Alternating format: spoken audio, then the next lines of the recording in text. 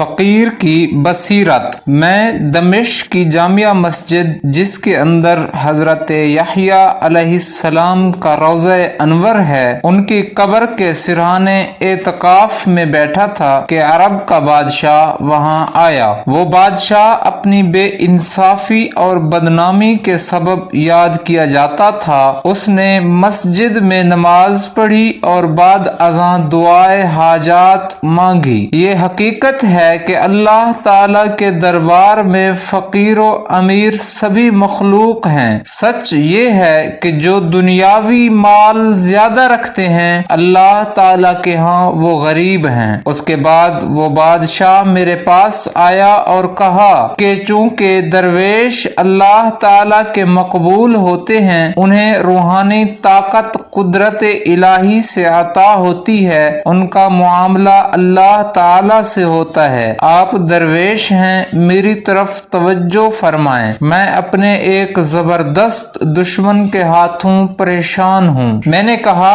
آپ اپنی غریب رعایا پر شفقت و رحم کھائیں، پھر قوی دشمن کا اندیشہ چھوڑ دیں۔ کمزور کا ہاتھ مروڑنا تو آسان ہوتا ہے، مگر طاقتور سے خوف آ جاتا ہے۔ جو گرے ہوں پر رحم نہیں کھاتا، اگر وہ گر جائے تو دوسرے اس پر رحم کی نگاہ نہیں کرتے، اور جو بدی کا بیج بوتا ہے اسے دوسروں سے نیکی کی امید نہیں کرنی چاہیے۔ دوسروں سے انصاف کرنا نہیں بھولنا چاہیے۔ آج اگر تو دوسروں سے انصاف نہیں کرتا تو کل روز قیامت انصاف کرنے والے اللہ سے رحمت کی امید نہ کر، کیونکہ تمام انسان اللہ کی مخلوق ہیں اور حضرت آدم علیہ السلام کی اولاد ہیں۔ اگر تو دوسروں کے غم اور تکلیف سے بے نیاز ہے تو تم اس قابل نہیں کہ تجھے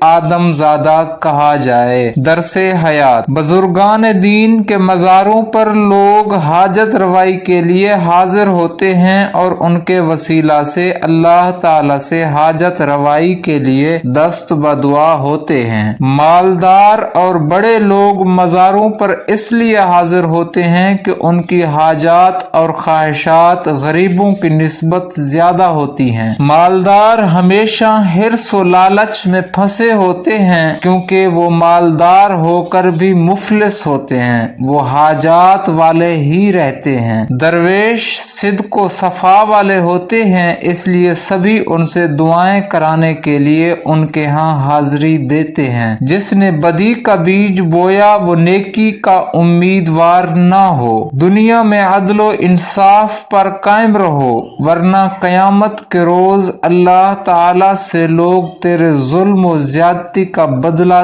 طلب کریں گے۔ جو دنیا میں دوسروں کی تکلیف دے کر بے حس رہے وہ انسان نہیں ہے۔ انسان ہونے کے ناطے دوسروں کے لیے الفت، محبت اور رحم دلی کے جذبات رکھیں۔